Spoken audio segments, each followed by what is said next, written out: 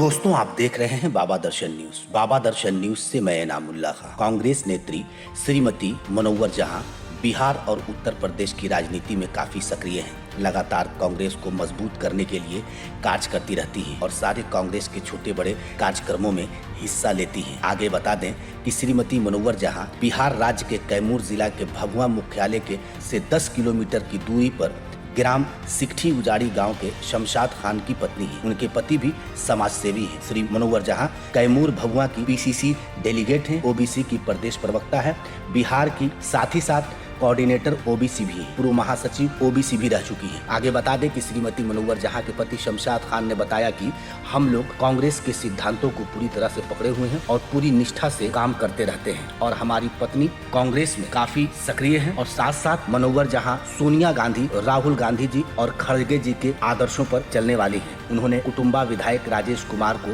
प्रदेश अध्यक्ष बनने पर बधाई भी दी है। हर लोगों का जो है धर्म जड़ सकता है अगर हम एक नहीं होंगे। हमें ओबीसी और स्वर्ण को मिलकर रहना है क्योंकि ओबीसी की संख्या बहुत बड़ी है और हम चाहेंगे तो पूरे देश में अपना राज कायम कर सकते हैं और हमें कोई टिका नहीं सकता।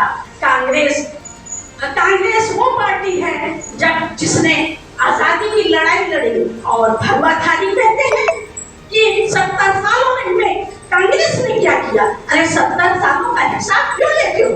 70 साल में जब आजाद हुआ देश, उस वक्त देश की स्थिति क्या थी? उस वक्त बहुत ज्यादा भुखमरी, देश को फिर से स्थापित करना था, देश का बंटवारा हो चुका था, गरीबी ज्यादा थी। पब्लिक के लिए, जनता के लिए राशन निकालना, शिक्षा की व्यवस्था करना, स्वास्थ्य की व्यवस्था करना, सड़कें बनवाना, बच्चों की देखरेख करना, कुपोषण की व्यवस्था करना और यहाँ तक कि कांग्रेस सरकार ने दोनों युद्ध लड़े। कौन से युद्ध लड़े? चीन के और पाकिस्तान से युद्ध लड़ा। उस समय बताइए हमारी स्थिति क्या थी? नेहरू जी ने बलिदान दिया और अपने घर द्वार, अपनी संपत्ति को देश के हवाले किया। आज उनके पास कुछ नहीं था। आज राहुल गांधी जी की क्या है उनके पास? वो देश का मसीहा है और आज के नवयुग का गांधी है जो देश के लिए लड़ रहे हैं और अहिंसा के उस पर चल रहे हैं, हिंसा नहीं। और ये भाजपा सरकार ने हिंसा जगह जगह बुलडोजर चल रहा है। न्यायपालिका खत्म हो गई है क्योंकि यूपी और मध्य प्रदेश के मुख्यमंत्री अपनी जो गाड़ी है और सामने जो है मकान किसी का अपराध सिद्ध भी नहीं हुआ, उनका मकान तोड़ दिया जा रहा है, जमीन हत्या लिए जा रही है। ये सब आज देखने को मिल रहा है। तो हम सभी ओबीसी भाइयों से यही रिक्वेस्ट करते हैं कि हमको एक होना होगा और एकजुट होकर के अपनी कांग्रेस पार्टी को मजबूत करना होगा और जम करके मीरा जी ने हमसे कहा, नवजी क्रांति आनी है और लानी पड़ेगी। हमें क्रांतिकारी के रूप में इन काले अंग्रेजों से लड़ना है जैसे हमने आजादी की लड़ाई लड़ी थी, क्योंकि हालात देश के अच्छे नहीं चल रहे। मैं अपनी बात नहीं समाप्त करती हूँ। जय हिंद, जय कांग्रेस।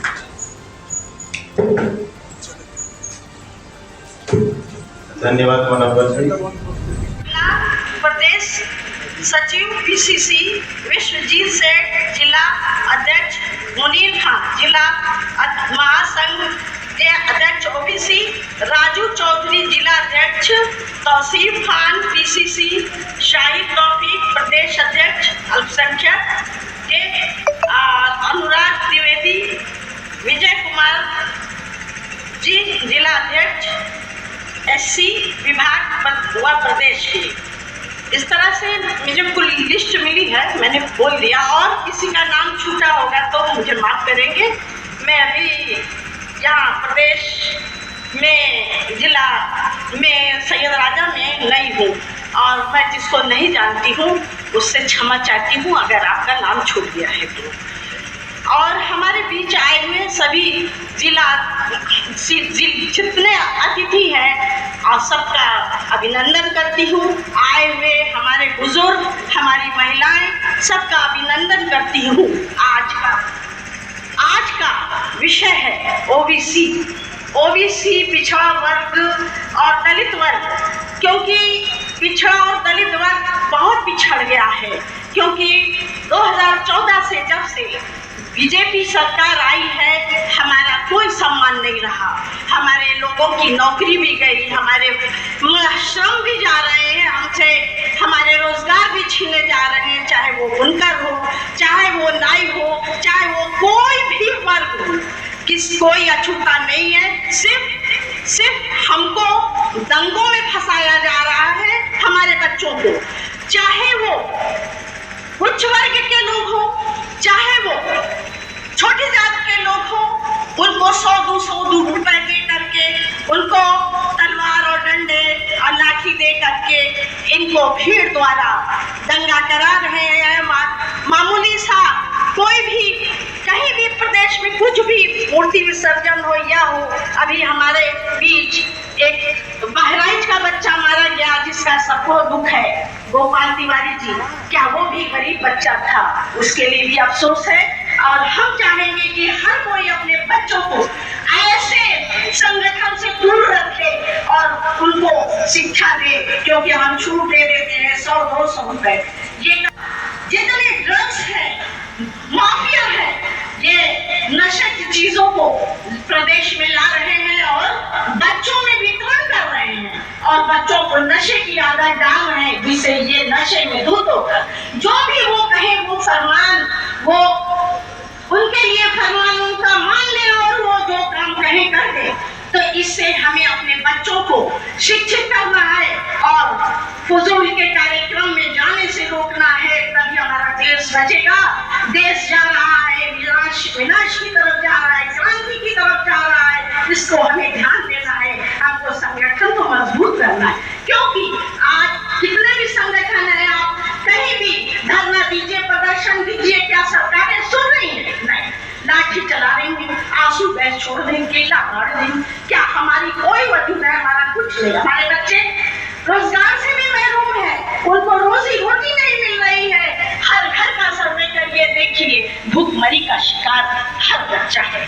ज्यादातर पिछड़ा वर्ग भूखमरी का शिकार है, मजदूरी मिल नहीं रही है। क्यों कि हर उच्च पद पर हर जगह आरएसएस के लोग बैठे हुए हैं और पेपर लीक हो रहे हैं। उनको जो है, उनको नौकरियां अच्छे पदों में मिल जा रही है। हमारे बच्चे क्या है, सर पीट के रह जा रहे हैं, धरना प्रदर्शन सब कर रहे हैं। इसलिए हमें मजबूती से लड़ना होगा और ऐसे हमें संगठन करना है, जगह जगह हमको मीटिंग करना है, हमको बच्चों को समझाना है कि हमको क्या करना है, शिक्षा ग्रहण करना है, फालतू नशे के चक्कर में नहीं पड़ना है, किसी समिति और किसी संगठन में नहीं जाना है, हमको शांति से अपने लक्ष्य को पूरा करना है।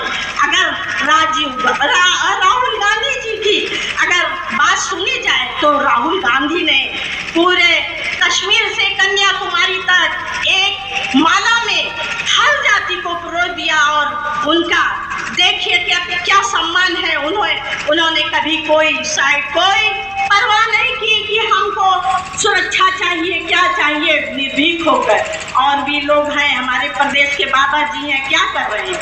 सिर्फ बांटने का काम करते हैं, कुछ नहीं। बताइए, मन से जो बोले बटोगे तो बटोगे, क्या है ये सब हमारे बीच सिर्फ नफरत बोलना है, हिंदू मुसलमान करना है। और नहीं तो आप जाइए, हम देखते हैं हमारे सारे भाई हमसे अच्छी तरह से मिलते हैं। क्या राजनीति में भाजपा ही यहाँ एक हिंदू मुसलमान है? नहीं, हमारे बीच जितने हिंदू मुसलमान हैं हम सब मिल के रहते हैं, एक भाईचारे से रहते हैं, एक झंडे से रहते हैं। हमें कांग्रेस को मजबूत करना है, क्योंकि कांग्रेस हमारे लिए एक मजबूत पार्टी है, क्योंकि हमारे आजादी की लड़ाई में कांग्रेस का पूरा हाथ रहा है। हमारे हर भाइयों को आतंकवादी कहा जा रहा है। उस वक्त गोडसे ने जो गांधी जी को गोली मारी, क्यों मारी? वो बहुत बड़ा आतंकवादी था, महात्मा गांधी, जिन्होंने देश को आजाद कराया और और अहिंसा से आज क्या है, मुट्ठी भर लोग देश के ऊपर शासन करना चाहते हैं और अपनी राजनीति चमकाकर मुट्ठी भर और ओबीसी के लोगों को बहका करके, उनके बच्चों को गलत राह पर डाल करके, उनको नशा पिला करके उनको नशे की आदत डालना है। मेरे पास 2006 में एक एजेंडा नागपुर का मेरे बैग में किसी ने डाल दिया था, 2 पत्ती की, उसमें सारे उनके एजेंडे थे। मैंने पढ़ा तो मैंने कहा अरे ये सब बेकार है, मैंने उसी वक्त फाड़ के फेंक दिया। उन्होंने कहा कि सामूहिक बलात्कार होना चाहिए और मुसलमानों के रोजगार को एकदम चौपट करना है और इनको नशे की आदत डालना है और जितनी पिछड़ी जातियां हैं भोग विलास के लिए है, महिलाओं के लिए क्या है। कहीं भी देखिए कोई भी बलात्कार हो रहा है, कुछ भी हो रहा है, कहीं भी क्राइम हो रहा है, उनके जितने दुर्गे हैं, आज गुंडा राज चल रहा है, सबको छोड़ देते हैं। वो उनको जमानत मिल जाती है, जो बेकसूर है वो जेल में सड़ रहे हैं। हमारी महिलाओं की सबसे बड़ी सुरक्षा होना चाहिए हर जगह। आप देख रहे हैं हमारी महिला पहलवानों को क्या गति किया उन्होंने, और अभी वो ओलंपिक में गई, उसको बेइज्जत करके महिला पहलवान को निकलवा दिया। किसने निकलवाया? बीजेपी की साजिश रही है और सबसे बड़े गुंडा राज चल रहा है। बीजेपी की सरकार में गुंडा राज चल रहा है। आप कोई बात बोलते हैं तो आपको जेल में ठूस दिया जाता है, जो दोषी है उसको तुरंत रिहा किया जाता है। हमको ठीक है जगह जगह छोटी छोटी मीटिंग करना है, हर बच्चों को, हर तबके को ऊंचे उठाना है, चाहे अगड़ी जाति हो, पिछड़ी जाति हो, चाहे सवर्ण हो, चाहे उच्च वर्ग के लोग हो, सबको हमें समझाना है। क्योंकि ये ना समझें कि हम कोई पंडित जी हैं या ठाकुर हैं तो हमको बीजेपी कंधे पे बैठा लेगी, ऐसा कुछ नहीं है, कुछ भी नहीं है। सिर्फ और सिर्फ बुलावा देना है। सिर्फ पूंजीपतियों की सरकार है ये, और पूंजीपतियों का ही साथ देने वाली है।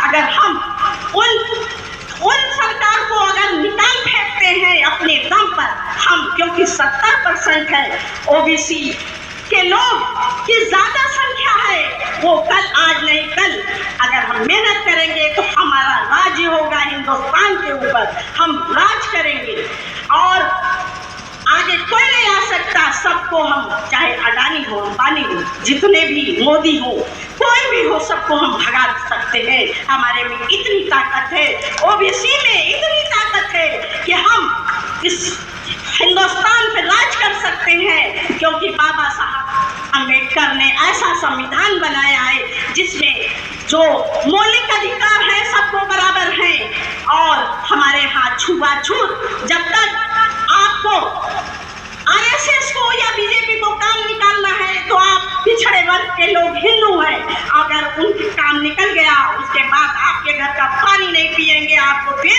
दलित बना देंगे और आपसे छूट करेंगे।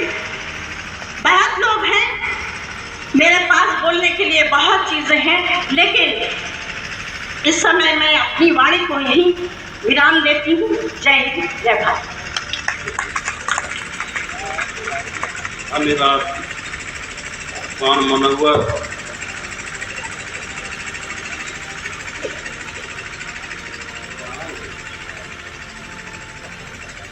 जहां अब मैं, अगर आप इस वीडियो को फेसबुक पर देख रहे हैं तो फेसबुक पेज को लाइक कीजिए और वीडियो को शेयर कीजिए।